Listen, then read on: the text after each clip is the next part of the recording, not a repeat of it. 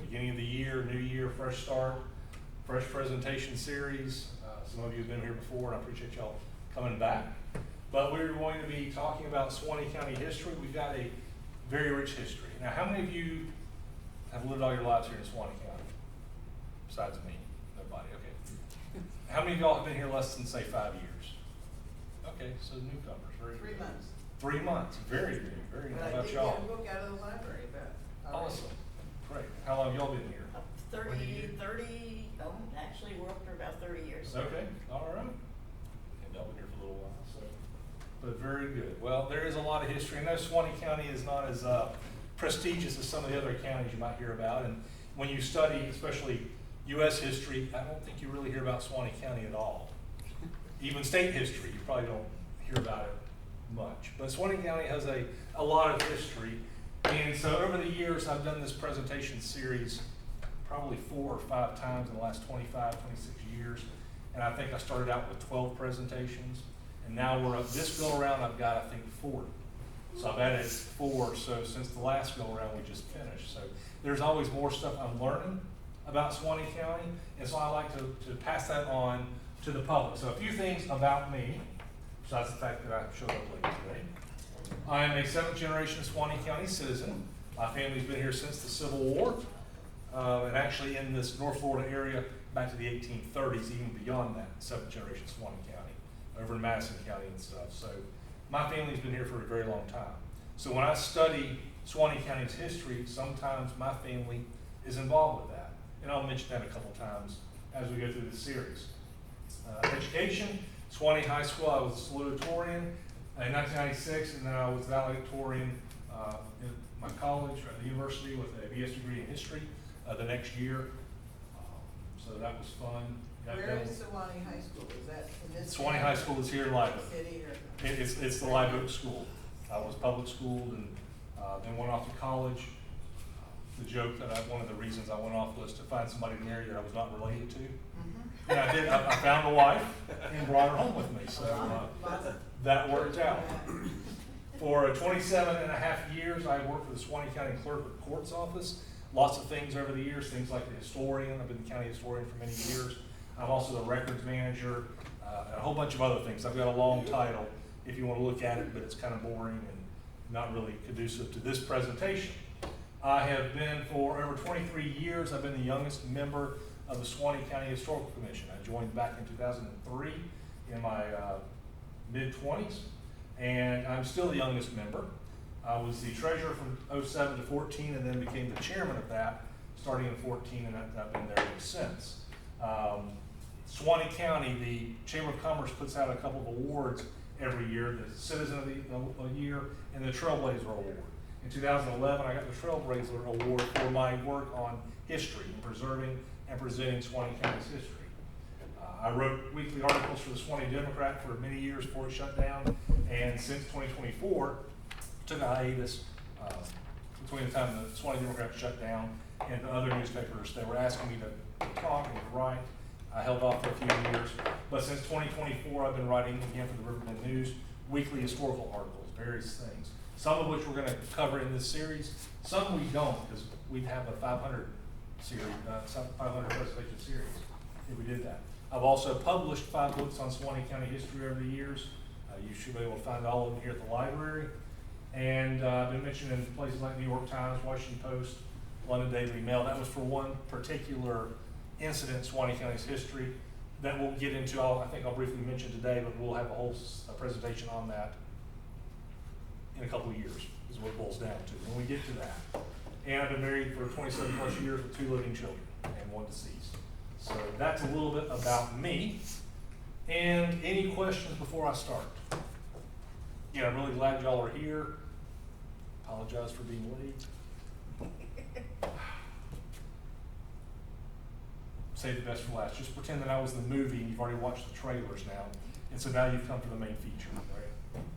So, Suwannee County's history. Today is kind of an overview of Suwannee County history. And in times past, I've then gone with a chronological study of Suwannee County's history. This time, I've changed things around, and we're going to do the topicals first for a year or two, and then we're going to head into the chronological study of Suwannee County's history. So, a few early history things. Suwannee County was the 37th county created in the state of Florida, established on December 21st, 1858. I remember that date because it's my wife's birthday. I say that all the time as a joke, not the year, but the day. And so that's one way really I can remember, or remember her birthday. I'm not sure, it depends. Some days I remember Suwannee County's birthday, sometimes it's my wife's birthday based on the other. But either way, December 21st, 1858, we were created out of part of Columbia County, the western portion. There were several counties that were created from Columbia County over the years. So we were created then. We were named Suwannee after several different sources. Some folks think that it's from a Native American word that means something like Echo River, muddy waters.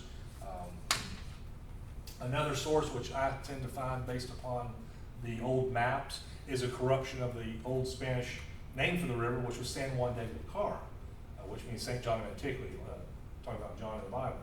And the St. John's River over in the Duval County area was also named for the same person. And over the years, San Juan de Lucar got shortened and anglicized, San Juan de Suwannee. So that's another very likely option, but we just don't know for sure. Or they could have named it San Juan de Lucar because the Indians had a word very similar to that that sounded good. So whatever the reason was, we're named basically for the river here in Suwannee County, which surrounds it obviously on three sides. So some of the early history, Native Americans, of course, being here for thousands of years, cultures like the Weeden Island culture, which was here between 200 and 750 AD, in most places, some sources say up to 900 AD. Then we had pictures like this are not from Suwannee County, but they are representative of that Weeden Island culture. I think some of these are from Columbia County that we're looking at. But we have lots of various cultures, and we'll talk about those, I was going to say next month, but it'll be a few years once we do that chronological study.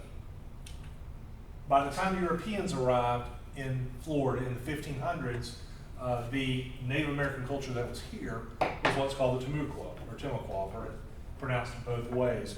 But basically they were in North Florida, South Georgia, that kind of area. And these are some drawings. One of them is from the 1500s there on the right. The other is a more modern rendition of what they looked like. They were the ones that were here, so we know a lot more about them because they were the ones here when the Europeans arrived. And of course, Native Americans did not have a written language per se. So a lot of these other native cultures we learn about by digging up archaeological artifacts, those kinds of things. But because Europeans had writing, they wrote about the Timucua that they saw in this area. So we know a lot more about them. And we'll talk about them at some point in the future. But unfortunately, this Native American culture is gone. The last known Timucuan died in 1767. His name was Juan Alonzo Cabale, and he's been dead for a long time. 1767. And not even in Florida. He moved to Cuba because Spain had lost Florida to the Great Britain after the French-Indian War, the 7 Years' War. And so he, along with some other Native Americans in the area, moved over to Cuba, which was still held by Spain at that point, and he died there in 1767. So unfortunately, this is one of the truly extinct Native American cultures. So, European arrival, some of the early explorers that came through this part of Florida included Panfilo de Narvaez there on the left, he came in the 1520s, and then Hernando de Soto on the right came through in the 1530s. Basically, the Narvaez expedition was the first known Europeans here in what's now Suwannee County. Most of his expedition died. I think there were 4 survivors that got out like 7 years later into what's now Mexico. They traveled all those miles. Most of them drowned or just were not used to this area. They didn't know what to expect. They weren't very prepared, and most of them died. Hernando de Soto was a little bit more prepared. He had information from one of the survivors from the Narvaez expedition. So he came through in the 1530s and was traveling throughout not just Florida, but the whole Southeast. Now, he didn't make it. He didn't finish the mission. He died in 1542. But most of his folks got to Mexico a couple years later. So we know a lot of information about this area from these folks, especially Hernando de Soto, because there were 3 or 4 guys with him that wrote about, basically in a diary, they wrote the story of what they did. So we have a lot of information about them. After the Spanish came through, not much was done with what's now Suwannee County for several decades. But eventually, they started establishing places like St. Augustine in 1565 and started moving westward into the interior of Florida. And so by the early 1600s, we see mission sites being established here in Suwannee County, mainly along the rivers, like the Suwannee River, Santa Fe, Ichtuckney, that area. But that was where the road, they had a road, the Camino Real, the Spanish Royal Road, that basically went from St. Augustine to Pensacola, which had been established by the early 1600s.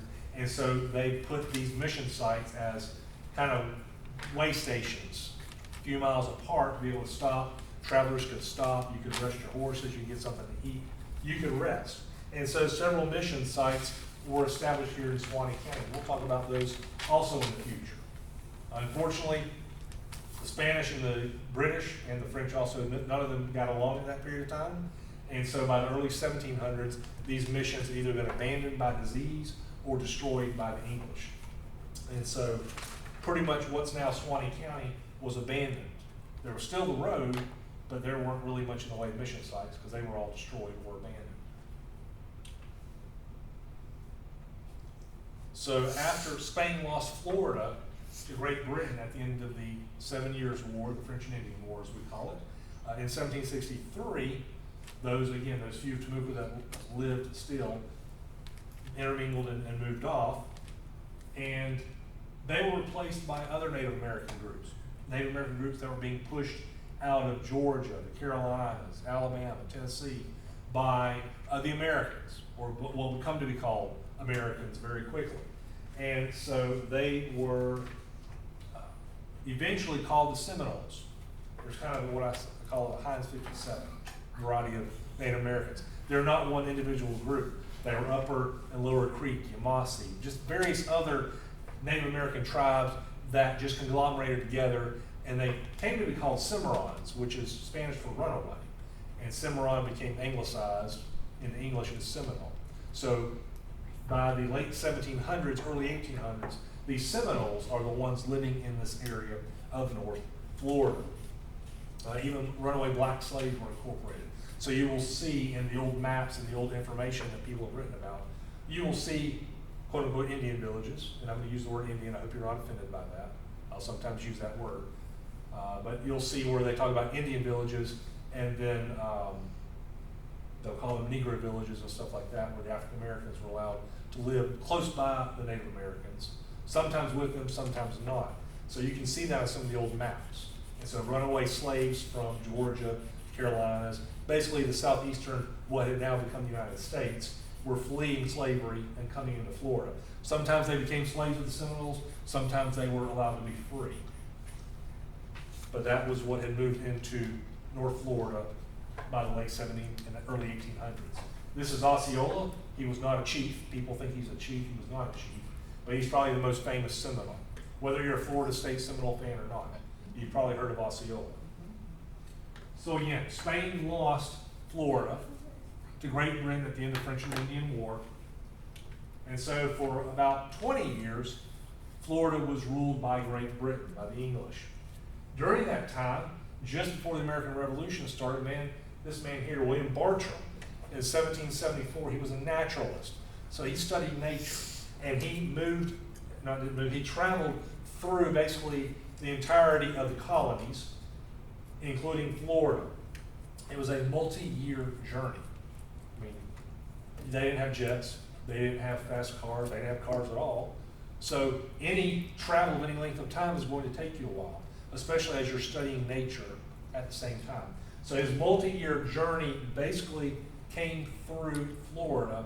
And one of the things he pointed out in his writing, which still exists, is that the Suwannee River was the most beautiful river that he saw in all of his travels. Now, this is not a man who just stayed here. He had traveled pretty much the entirety of what at the time would become the United States. And he thought it was the most beautiful river. His book, basically the only book he ever published, is a book on natural history, and it's still a classic. excuse me, well over 200 years after it's been published. So, we have this thing called the American Revolution, y'all probably heard of. What most people don't, most Americans, let me rephrase that, don't realize is that it was not just a war between us and Great Britain. It became a global war between the United States, Great Britain, France, Spain, the Dutch, a lot of folks. It became basically a world war, and the colonies, this insurrection by the colonies became kind of a side note of the major war that was fought everywhere from here to the Caribbean to the Indian Ocean, everywhere in between. And so, at the end of the American Revolution, Great Britain granted us our independence, basically said, all right, y'all got it, we'll withdraw. Because they were having to fight the French and the Dutch and the Spanish and others, and they just could not keep a handle on the empire here in the colonies. And so we became an independent nation. The Treaty of Paris basically ended the war in 1783. That didn't help Florida because we weren't part of the United States at that point. But what it did do was basically Great Britain transferred Florida back to Spain. Because you see, during the fighting, the Spanish and the French had captured several islands in the Caribbean that were very important to Great Britain. And they decided they'd rather have those islands than Florida. And so Great Britain said, all right, we'll give you back Florida if you give us some of those islands you captured from us. And so basically, in 1783, we began what's called the Second Spanish Period. The Second Spanish Period. And really, Great Britain, during the 20 years that they owned Florida, didn't do too much with it. They garrisoned St. Augustine, Pensacola, a few other spots, but basically, they hadn't really done much with it. Well, at the end of the American Revolution, again, this worldwide war that we call the American Revolution, Spain was very poor, and France. They had spent a lot of money on fighting the British, their enemies, and so they were pretty poor. And so they couldn't really do much with Florida either. They did open it up to United States settlers. Said, all right, we don't have a lot of Spanish that are living here now. Some of them moved in, but it's like, you know what? We'll open it up to the Americans, that newfangled group of states up there. We'll let them come into Florida. You have to become Catholic, but you pretty much can buy up property and live here as you wish. We're not going to do too much with you. And so basically that's what happened. As Spain owned Florida for the next 35 years or so, they didn't really build up Florida. Florida was backwards, it was poor, it was not important to Spain. It was not important to a lot of the major countries at that point.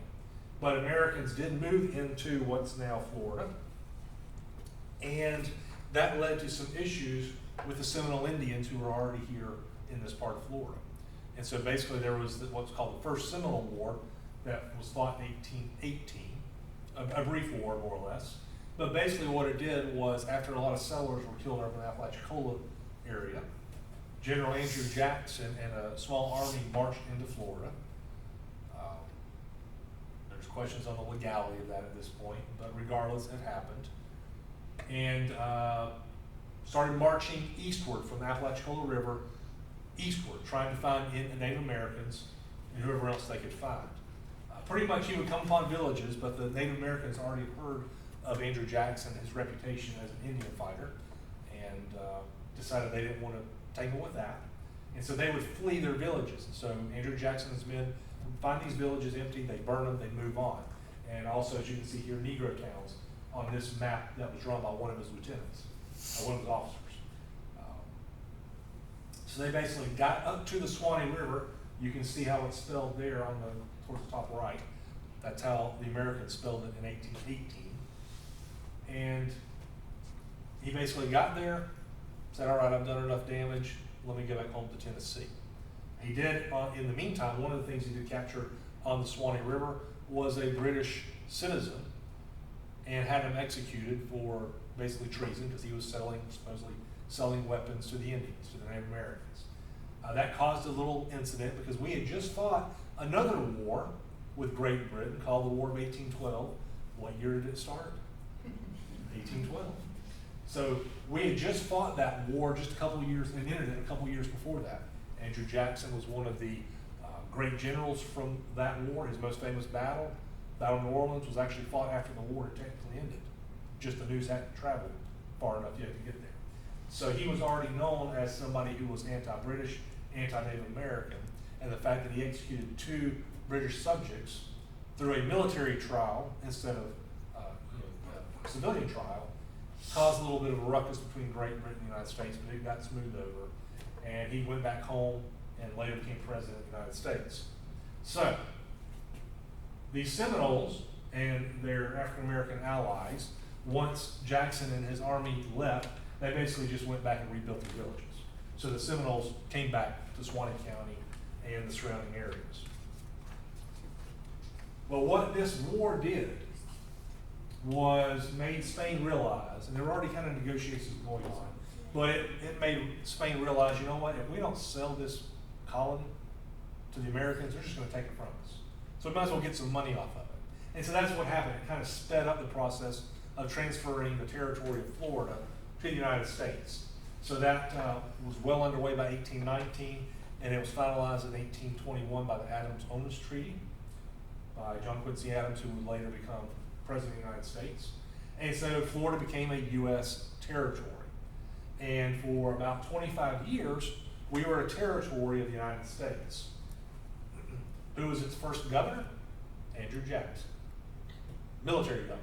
He didn't really do too much. He set up some of the things we have even today, like my boss, the clerk of court, those kinds of things. He set up. There were 2 counties. Anybody know the names of those original 2 counties? Escambia to the west, St. John's to the east. What was the dividing line? Suwannee River. So we had those 2 original counties.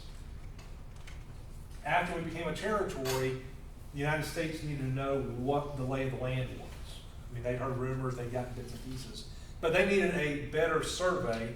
And so what they did was they commissioned a lot of U.S. Army officers to go through, figure out where roads were, where they could put new roads, and those kinds of things. Also, hey, we've got Native Americans in the area still, so we need to watch out for them. And so pretty much what they did was they built mainly with citizens, not necessarily military, but citizens, they built what's called the Bellamy Road in this part of the state anyway. This first federal highway in Florida. Pretty much following the old Camino Real, the old Spanish road, but it was built, our part was built by a man by the name of John Bellamy. So that's why it's called the Bellamy Road. This is a portion of it you can see even today. Another part of it was built by the military. So that became our first federal road. It came through Suwannee County at Charles Springs, went kind of around some of the features in the southern part of the county, and crossed basically around the Santa Fe River where it has a natural bridge over that direction. So we also had, shortly thereafter in the 1830s and up until 1842, we had what was called the Second Seminole War. Basically, we had more people moving into this area of North Florida. Seminoles did not like it, so they started massacring civilians. And so the military went in, fought a long war. It was our longest war until Vietnam. And eventually the Seminoles either moved out to Indian Territory, which is now Oklahoma, or they were pushed down to South Florida where nobody, no American, would ever want to live. See how that went? And so then North Florida became peaceful. All the Seminoles, all the Indians, Native Americans got kicked out.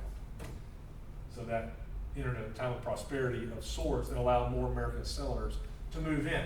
1845, Florida becomes a U.S. state. A couple years later, not much longer, 1851, there's a young musician who is searching for a place for one of his songs he's working on. And he and his brother basically look at a map.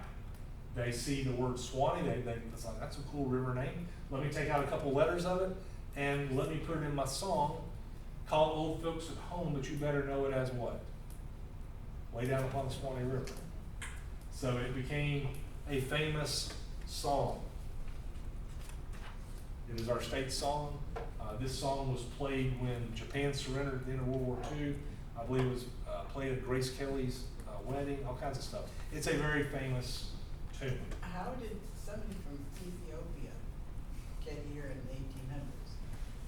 That was a style of singing. Oh. It's the melody, it's supposed to be sung by slaves and people from Africa, and that's why it's called Ethiopian melody. That was something common back in that day. Kind of like the blackface, those kinds of things that are not politically correct these days. That was a common way of saying this is basically, it's supposed to sound like an old slaves kind of song, African melody kind of thing. So, but it wasn't. It was written by a white American. So, And when did Mr. Foster, was that? 1851 is when he wrote it. Yeah, along with a lot of other tunes, Camptown Races. And I think he's the only songwriter that's got 2 state songs written by him. The other one is sort of like Kentucky, I think, Battle of Kentucky Hall. So, yeah. E.P. Christie's the one that bought out the rights to it, and that's why E.P. Christie's name is on it instead of Stephen Foster. Stephen Foster never came here. As far as anybody knows, the closest he got was New Orleans.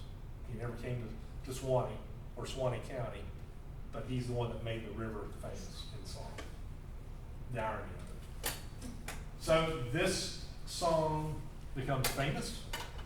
More people move into the state of Florida. More people move into this area. So again, 1858, as I mentioned earlier, December 21st, we have enough people in this area that they want to become their own county.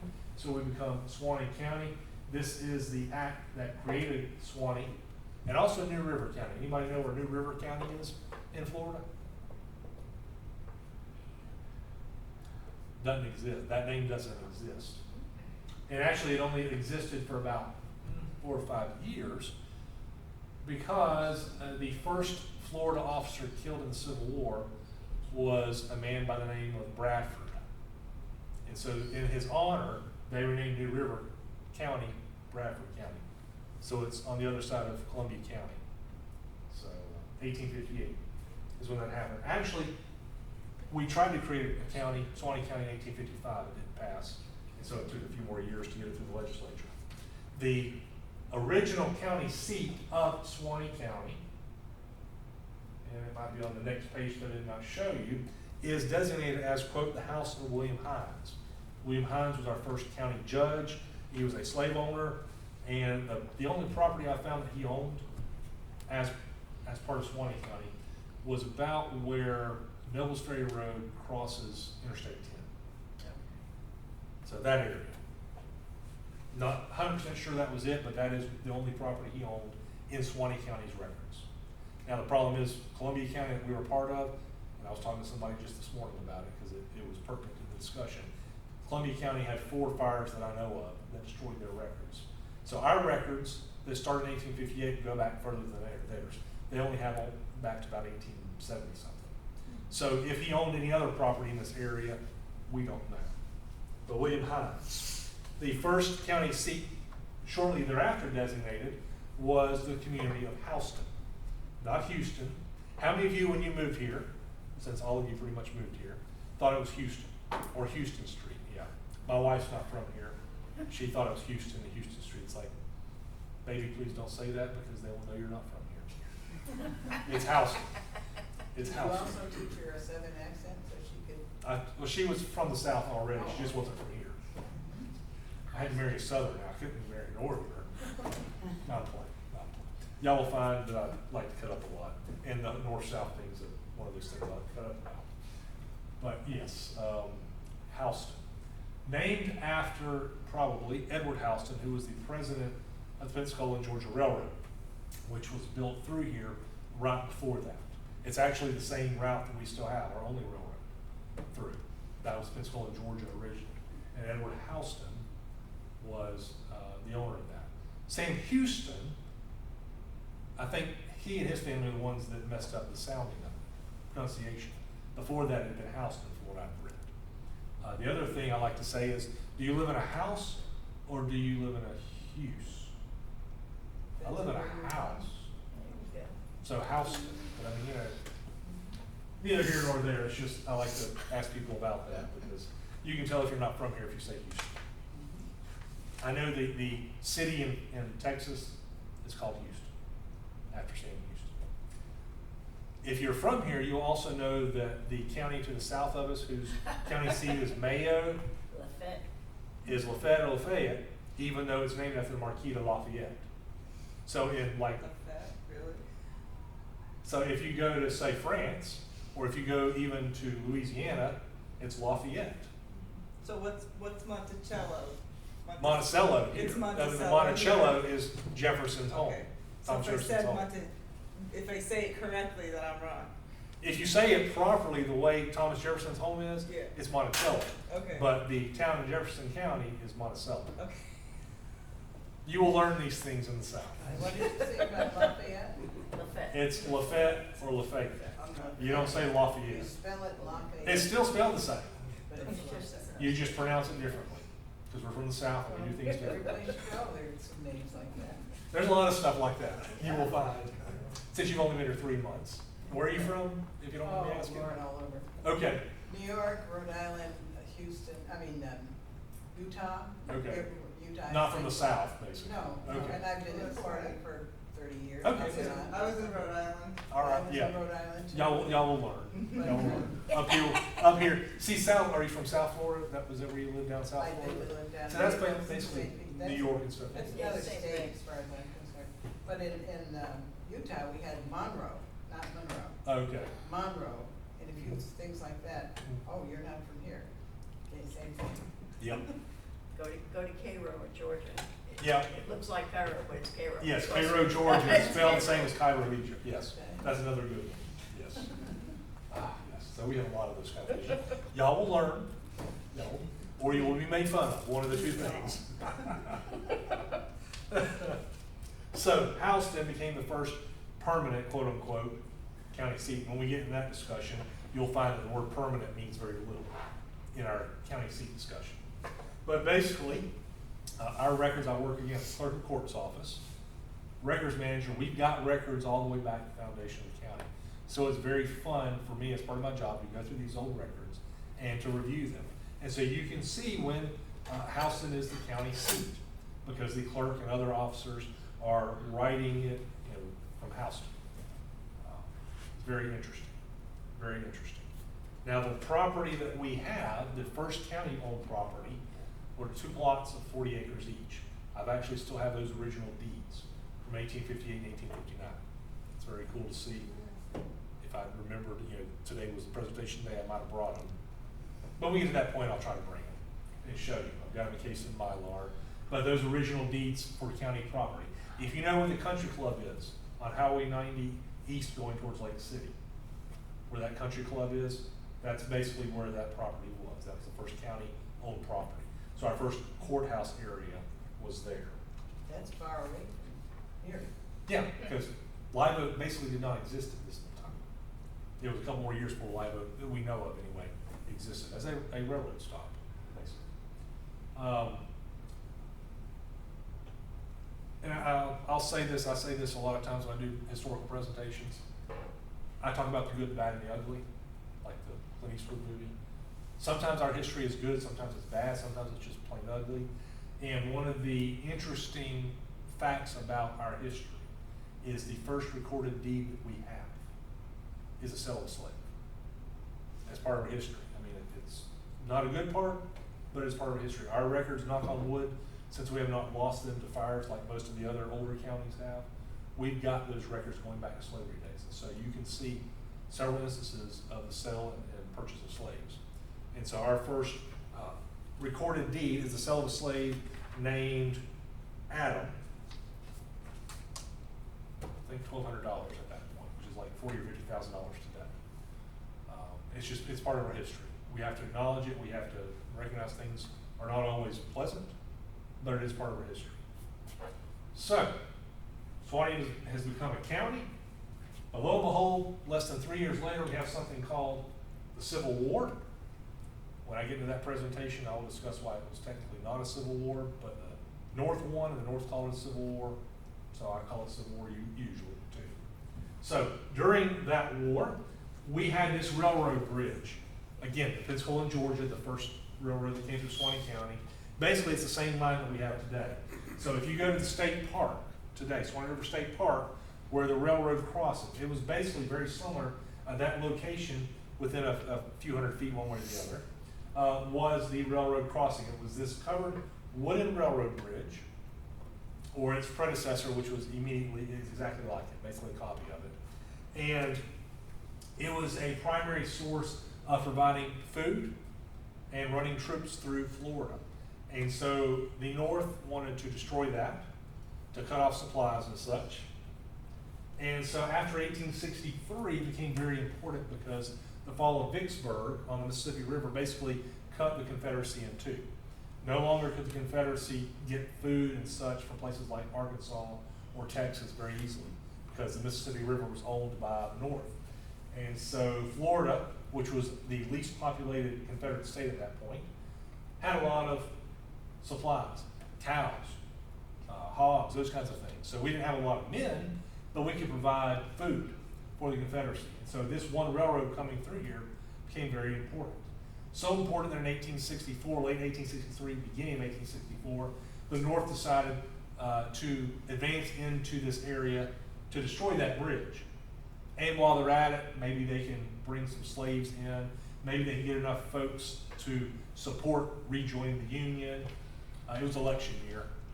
So, and Lincoln was kind of down on his luck. A lot of bad things have been happening. One of his former generals, George McClellan, was running against him, and he was very popular, not just with the men, but with the citizens. But he basically was saying, this war's gone long enough. We should just let the South go and live at peace. And so Lincoln was up against a lot. And so some of his cabinet members who wanted him to continue as president said, hey, let's go into in Florida, let's see if we can capture enough of it so the people can vote to rejoin the Union. And, you know, we can capture Tallahassee if we're at it, if we're good. Destroy this bridge, destroy the supply route to the Confederacy. Lots of different reasons for it. But regardless of all those reasons, in February of 1864, the Union forces left Jacksonville, started marching westward. Again, main written target anyway, was this bridge over the Suwannee River. They were stopped at a place called Alusty, or Ocean Pond, depending on which north or south. One would name the battles after the closest town, the other would name it after the closest body of water. So the Battle of Alusty was the town, Ocean Pond is the nearest body of water. That's why if you see in Civil War battles, you'll see two different names for a lot of them. North, south, they name them differently. So, but the Battle of Alusty was fought just east of Lake City. It stopped Union forces. They had to retreat. It was I believe, percentage-wise, it was the third highest casualty rate of Union forces of any major Civil War battle. Now, it did not have something like 100,000 men or 200,000 men like Gettysburg, some of those you hear about in the history books. But it was Florida's largest Civil War battle. Anybody ever seen the movie Glory? Denzel Washington and a whole bunch of other folks. First off, a lot of those battle scenes were filmed at Alusty. Number two, that unit, 51 Massachusetts, that unit fought at Alusty. So, interesting stuff. But they were pushed back, and this railroad bridge over the Suwannee River in Suwannee County had like a last-ditch defense of about 30 guys, 15 on either end, with orders to burn it if the Union forces got that far. Fortunately, they did not, and that bridge continued to operate for the rest of the war. So, the war ends in 1865. Backing up a couple years, that railroad, once it was completed, basically 1861, but as they were building in 1859, the railroad workers would stop in the middle of Suwannee County at a very large live oak tree. There was a pond by it, the horses could get watered, they could sit and eat their lunches under this big live oak tree. In years prior to that, settlers coming from Georgia down to the coast to get salt, to boil salt water to make salt, would also pass by this tree and this pond, and they would stop there and water their horses and such. So when the railroad completed in 1861, they decided to put a railroad stop there. And they named it after the live oak tree, so it became Live Oak Station. So the first records I have found, anyway, of Live Oak is in, I believe, May of 1861 or April of 1861, talking about Live Oak Station. They have to describe where it is because it's so new, nobody knows where it is. Excuse me. And so, this Live Oak Station grows into a community around the railroad station. In 1866, the wars ended. A lot of Northerners are moving into Florida.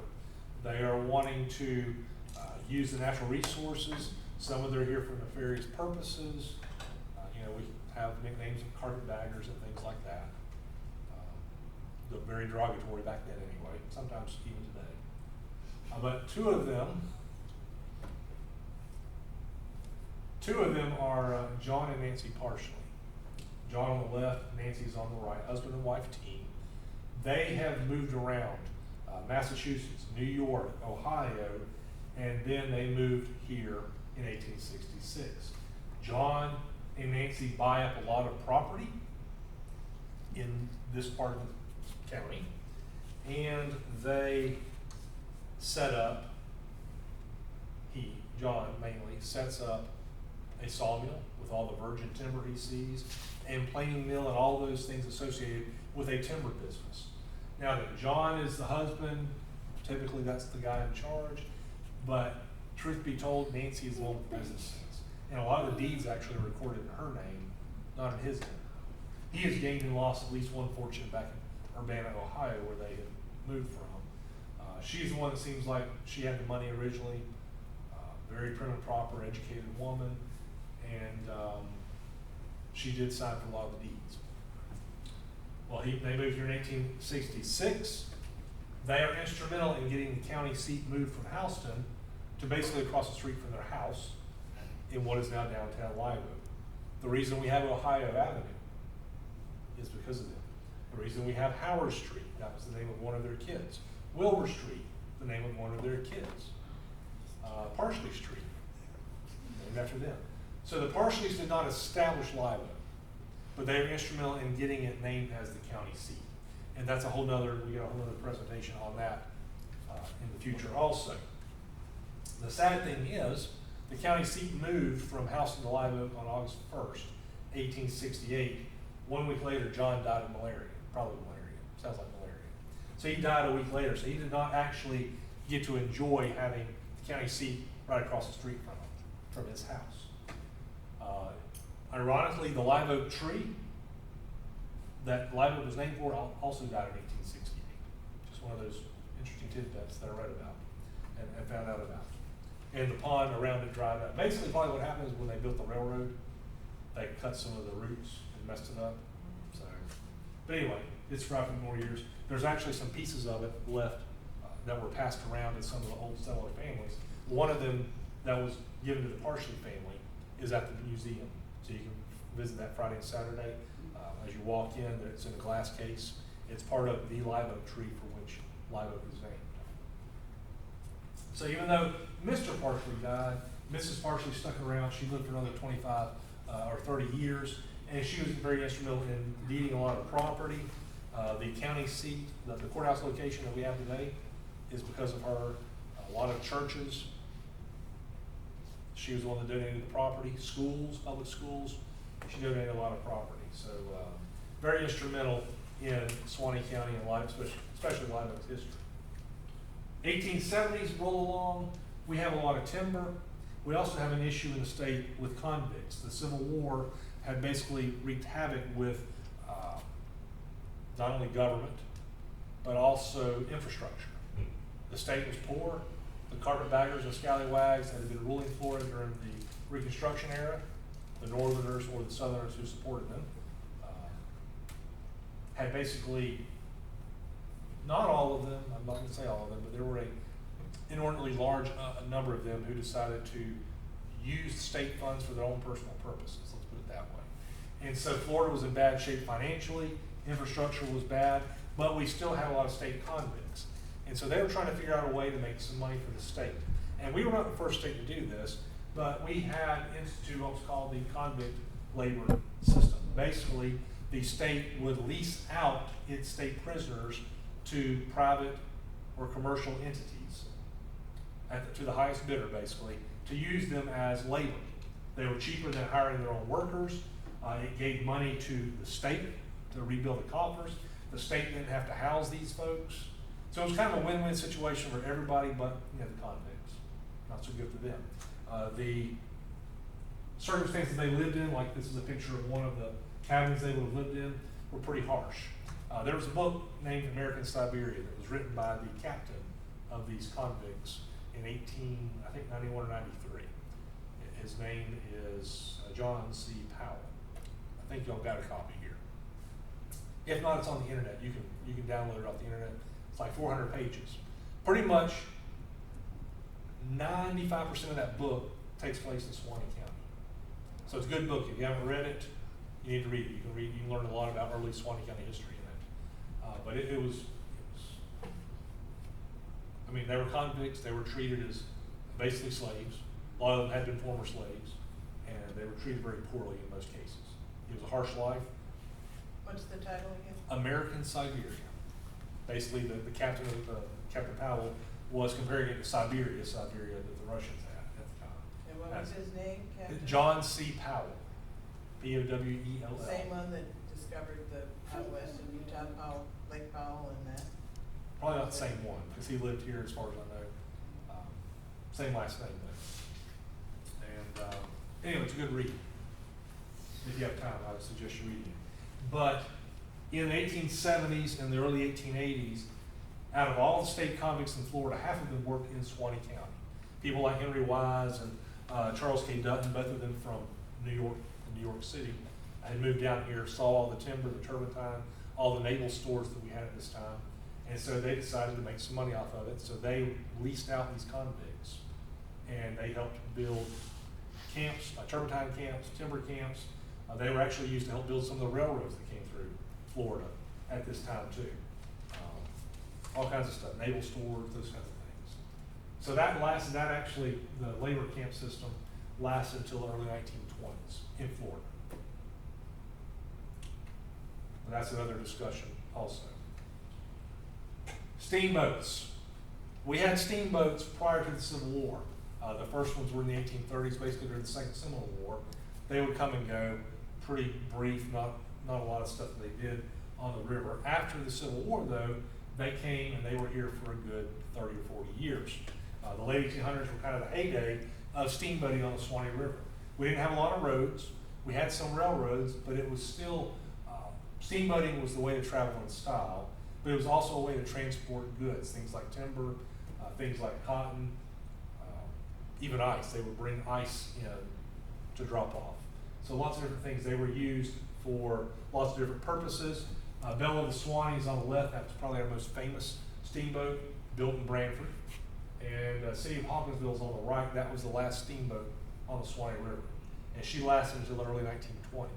And her remains are actually in Old Town, just south of the bridge underneath. If you're a scuba, if you know how to dive and stuff, you can go dive on the wreck, even today.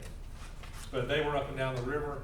The Belle of Suwannee had a famous bridal suite sold that they would feed them catfish, delicacy, those kinds of things. Very interesting. So lots of steamboats on the river.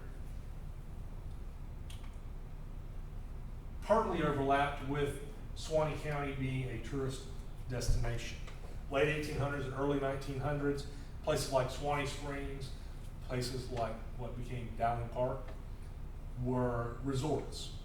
I like to call them the Disney World of the day. Maybe not quite fair, but they were health resorts, but they had a lot more to offer besides healing you of your diseases. But people would come from all over the world, not just Florida, not just the United States, but all over the world, travel to these springs, mainly sulfur springs. The smelly, rotten egg smell, gas smell, that sulfur, that at that point people thought healed you of about anything, whether it was rheumatoid arthritis, woman problems. That's a whole long list there, but just woman problems, they usually said. No matter what it was, they thought this water could heal you. So you would bathe in it, you would swim in it, you would drink it as you stayed at these resorts. And yeah, they were health resorts, but you could also go hunting, you could go boating, you could go you could bowl, you could play tennis, lots of different things you could do. And so some of the hotels, the larger ones were here in Suwannee County. Again, this one on the bottom left is Suwannee Springs, top right is Dowling Park. So lots of things. A lot of people continue to move into Suwannee County. By 1905, most people don't believe me when I say it, but it is a proven fact. Live Oak was the 5th largest city in the state of Florida, and the largest inland city. What year? 1905, the state census. So it was basically Pensacola, I don't remember the order, let's see, I didn't put the order down, but Pensacola, Key West, Tampa, I think Jacksonville maybe, and then Live Oak. There was a discussion, I've got newspaper articles to prove it, there was this discussion of what was bigger, Miami or Live Oak. And then when they ruled out everything outside of the city limits, they had to decide that Live Oak was the 5th largest city. Granted, that's not the case today. Thank goodness. Thank goodness, I agree. The funny thing is, Live Oak in 1905, as the 5th largest city, was basically the same population as we have today. Other places like Miami grew, we didn't. But it is funny to hear that. We actually, during that era, we had what was called the 5th city band, because it was the 5th largest city. But we were a hub, between railroad hub, between government, lots of stuff, because a lot of the power was up in North Florida. And we were kind of the center of that for a lot of purposes.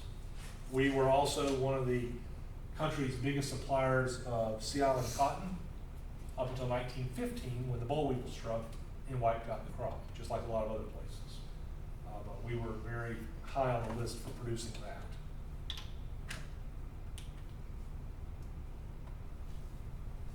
In the 1920s, we saw some more growth. We had about 20,000 people in Suwannee County in 1920, and we were still, even with the cotton being destroyed by the boll weevil, we were still one of the largest producers in the state for cotton, for peanuts, corn, hogs, and pecans, or pecans, depending on who you are. My wife says pecan, I say pecan. I'm not gonna argue that one, because I do say butter pecan, but it's pecan otherwise.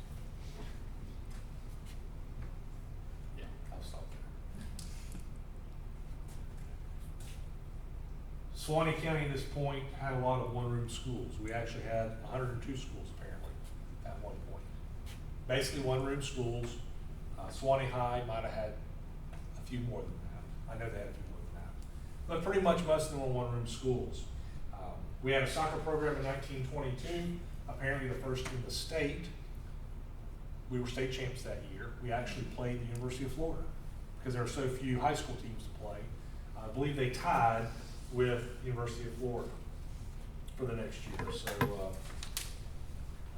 times of political incorrectness, their nickname, this particular squad's nickname right there in the picture, was the Fighting Hebrews. There's a lot of Jews on the team, several Jews. Now then, looking at that picture, and if you were from Suwannee County and lived here, your family lived here, you would know some of the names that I would mention. People like Alfred Tierre, Louis Wadsworth and stuff, but y'all aren't from here, so you wouldn't know who those people are. So, but they were, a lot of these folks stayed in Suwannee County, were politicians, lawyers, newspaper editors, big wigs in Suwannee County, the 1930s, 40s, 50s, 60s, 70s. Alfred Tierre, my mom worked for him and several other lawyers. I remember as a young kid him coming as an old man, and that's the guy in the very front holding the ball, Alfred Tierre. So, I mean, some of these folks lived up until the 1980s and beyond. 1924, Ruby Strickland became the first female mayor south of the Mason-Dixon line after universal suffrage. I have to qualify with those things. So Mason-Dixon line, north versus south kind of thing. And universal suffrage, 1919, women got the right to vote. Before that, there had been a few women in some places who had been elected as mayors. But she was the first one under universal suffrage in the South. She had been postmistress of Dowling Park. She married a doctor, moved to Live Oak, and she became the mayor of Live Oak in 1924, and then again 10 years later.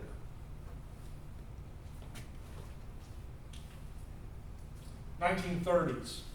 This was the records vault of the clerk of court, my predecessors, my boss's predecessors. Suwannee County Clerk of Court in 1933 and 1934. The guy on the very left was Robert or Bob Miller. He was the clerk of the court at the time. There's a few other folks in there. The guy on the right, the young guy on the right, is J.L. McMullen, who was a deputy clerk at the time. I knew J.L. McMullen in his older years. He was, as he told me himself, he had to be basically At that point, you had to be 21 to vote. You had to be 21 usually to be sworn in as different things. And he became a deputy clerk, which is a sworn position. Basically, had to have a special dispensation by the governor to become a deputy clerk for Bob Miller. He, very shortly thereafter this picture was made, became clerk of the court. And at the time, the youngest elected official in U.S. history at the age of 22. And he served for many years, was very big around this area. I remember him as a much older man. He, by that point, was in a wheelchair. But he was a wealth of knowledge, wealth of history. And some of my original history notes on Suwannee County's history I got from him. So he was very influential in me helping to put together what would become of books and presentations and stuff like that. So very interesting. That is in the courthouse. Today, if you were to go there, this same room, this vault, is now a judge's hearing room.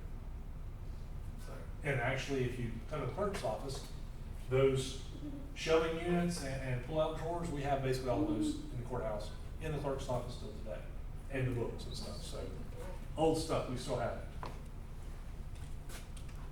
1940s roll around. We've got, of course, World War II, and we joined in 1941. A lot of our guys signed up and served not only in the European but also the Pacific theaters of the war. Our National Guard unit is one of the most highly trained units in Florida at this point. And to begin with, they don't actually fight in combat. They are training other soldiers how to fight. But eventually they do go and fight both in Europe and the Pacific. This is Pearl Harbor. I believe that's the West Virginia there at the forefront sinking. Some of the battleships that the Japanese sunk during that war. We had about 50 of our men that were killed in action in the war, and their names are inscribed on a monument at a memorial close to the courthouse in Veterans Park. And from the notes I have read and the information I have read, it appears that the Suwannee County National Guard unit has been called upon to serve the state and county more than any other in the state of Florida. At least it was a few years ago, last time I checked.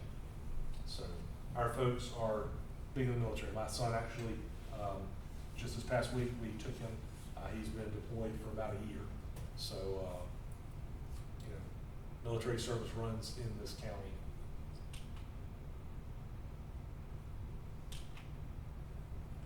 There we go. 1950s. 1952, August 3rd, Sunday morning. What I want to bring up from the part of the 1950s is this gentleman here, Clifford Leroy Adams, who had just been elected basically to the state legislature.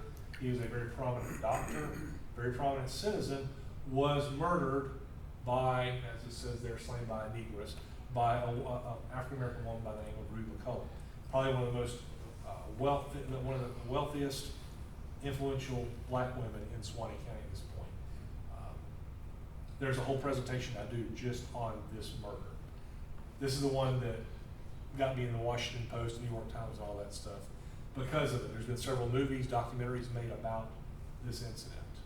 The gist of it was she had a doctor, had a kid with him, and there's a lot to it. We don't even know everything. We're never going to know everything about it, but it's very interesting, and it's a story. Her husband ran what was called Bolita, which was the lottery, which was illegal. Her husband was Sam McCullough, ran that illegal numbers game. A lot of people played it in this area. Just all kinds of stuff. She was found guilty of his murder, but then the ruling was overturned because of technicality on the judge's part. And then before the second trial could be held, she basically was found not fit to stand trial. So she was put in the mental institution in Chattahoochee for 20 years. She was then eventually released. The laws had changed. Mental institutions had changed. She was eventually released, and she went back to her family, which she was from the Ocala area, so she moved back down there. But some of her family still lives here today, even today. And some of his family lives here today. So that's interesting. I know folks from both sides. I work with some of the folks from both sides, and I work around them. And so it's very interesting.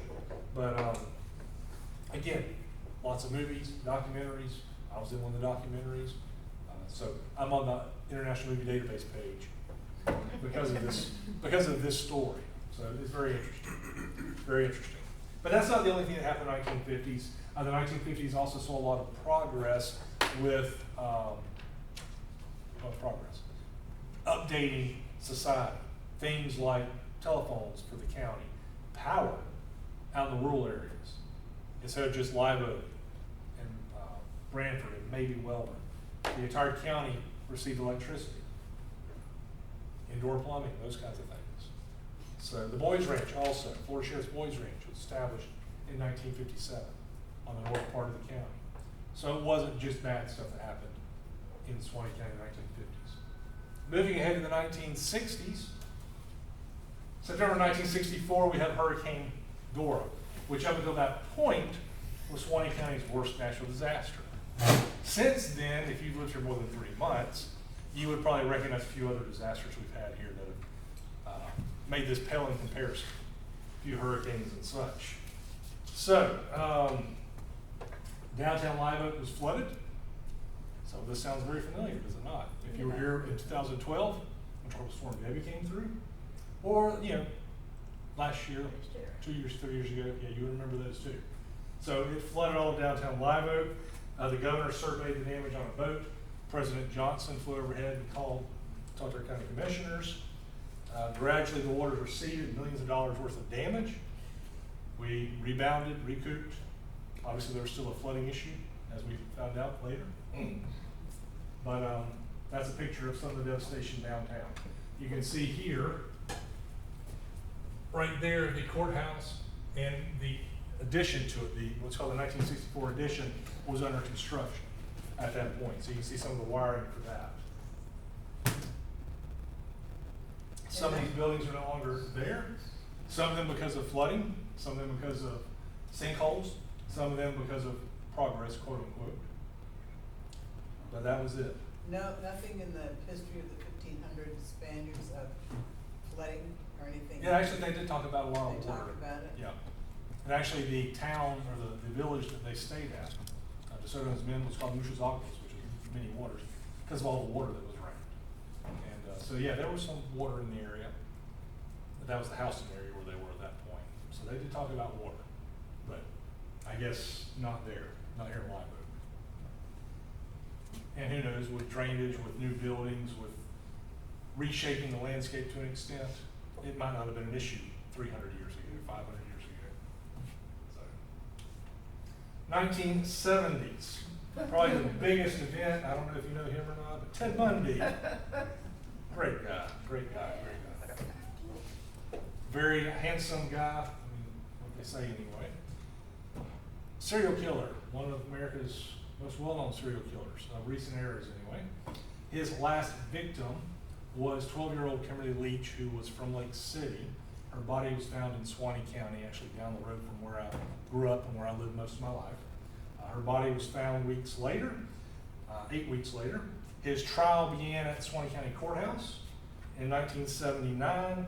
He had already been found guilty of killing some Florida State students, Chi Omega murders, sorority murders. November 7th, the trial began, but then it got moved down to, I believe, Orlando because of the media coverage. He was found guilty, sentenced to death, and he killed who knows how many people he ended up killing. We're not sure. 29 to over 100, we're just not sure. Because what would happen was, as he was getting close to death penalty, he would say, you know what, I'll tell you where some more are if you'll let me live a little bit longer. But eventually they said enough's enough, we need to execute him. I was homesick from school when he was executed, so I remember that popping up on the news, serial killer Ted Bundy executed in Florida. Bundy fries. Hmm? Bundy fries, there were signs. I was Yes. moving from New Jersey here that day. 1989? And down the expressway, everywhere, there were signs that said Bundy fries. My kids were little and they kept asking, Can I have "What one? fries?" I'm like, Not that kind. The burnt. Yeah. Not the kind of fries you want. No, no, no. But yes. Yep. So good riddance, bad rubbish. I mean, he's not the only serial killer that's come through Suwannee County, which we'll talk about at some point in the future too. All right, moving ahead, the 1980s, we've got things like Reaganomics and a lot of growth And ecotourism, since the 1980s, has become very big in Suwannee County. How many of you moved here because of the beauty, the natural beauty of the county? A lot of people move here for that. We've got a lot of it. Got a lot of it. Relaxed atmosphere. Through the Suwannee State Park, through the Suwannee Music Park, which was established in the 1980s as a private park that attracts tens of thousands of people every month, it seems. There's Tuckney Springs, Suwannee Springs, lots of other springs. People come here from all over the world, scuba dive, to swim, to enjoy the natural beauties of this small county in Florida. So, that pretty much is the introduction of Suwannee County history, brief overview, and starting next month on the second Thursday of the month. The third Thursday I'm doing Valley Park, so, I don't know, this month, sorry. Can we go there if we want to? Oh, yeah, you're welcome to. And actually, so there'll be months, I'll be doing this one next month in Valley Park, and that's what happens. Some folks miss this one, so they'll go to the other one, and vice versa. What about this summer when everybody leaves? I keep doing it. But they are recording it. You put it, oh, they are, so they're putting it online? Yep. Oh, good. You can watch them online. And they've actually recorded these, the previous series, they recorded, but I always add new stuff or spout my mouth off differently, say mean things, whatever it is that I do. So every time's a little bit different, and I always add more stuff. Again, last time I had I think 36 presentations, and I've added 4 since like 3 or 4 months ago when I finished. So I Do just. you ever have time for your real job? Oh yeah, that's mostly what I do is my other job. But as a historian, county historian, this is part of my job too, and I love it because I'm able to help people. I'm able to show people our history, sometimes their history. Sometimes it's not good. I mean, I've helped people downstairs in our records. I remember one in particular. They were wanting to research their dear old great uncle that they loved and they were real close to and fond of. And as we start digging through the records, my own career is just a minute, I find a record that he had sex with an imbecile. Basically what he had done was he had taken advantage of a mentally challenged girl. And so they said, I don't want to hear anything, I don't want to read anything else, I don't want anything else. So you never know. I mean, my own family history, I had one that was convicted of attempted murder for trying to kill somebody. As the family story goes, he caught her dead with another man kind of thing, and so he tried to kill a man, and he absconded from the county. Another one killed a man, and as that goes, the guy made fun of his daughter's chest size. So that was just, he went to trial, it was justifiable homicide. The other guy had a knife and a gun, also interesting stories. You never know what you're gonna find in our records. But it's part of our history, part of my history, and now that you live here, it's part of your history too, so. Can I ask you a Yes, question ma'am. about Yes. the economics? We talked about power, meaning powerful, rich people in the northern part of the state. Yes. Were there ever any connections to Flagler and the development down on the coast? Some of that, ours was more Henry Plant rather than Henry Flagler, which we will talk about, you know, the 2 railroad magnates in Florida. But I was mentioning the power because when, let me think, in the 1880s and early 1900s, when we had our new Florida Constitution, the 1880s, I believe is when the previous one was for 1960s. How it was set up and how gerrymandering was done and all, most of the population was still on the north half of the state. And so that lasted up through really the 1960s until the 1968 Florida Constitution. So although South Florida had grown immensely, they were underrepresented, representatives and senators and stuff, because it had been based on old census records and old information. And so North Florida, even though we were no longer one of the biggest counties, thank y'all for coming. Thank you, I'm so sorry. No, I'm late, my fault. Hope to see you next month. Yes, sir, thank you. But because of population changes, we had a lot more political sway than we probably should have, to be honest. That's what I was talking about with power at that point, with political power. But then 1968 rolled around, new constitution, redrew all the districts, and Central and South Florida got a whole lot more representation. So whereas today, we've got a senator and a representative that cover 10 to 15 counties, some of those counties have 3 or 4 representatives just in that one county. So Some could argue they're now overrepresented, but that's a whole nother discussion, so. Politics. It's politics. Yeah. And I work for a politician, I have to be involved in it, but it is, it's good and bad, depends on what it is, but. Thank you, see you next Thank you, yes, month. see you, thank you. Any other questions? I appreciate y'all being here, please come back, I will not be late next time, I'm sorry. Like I said, this is the second time I think this happened that I can remember, so. My apologies, but thank y'all for sticking around, and see y'all, Lord willing, next month.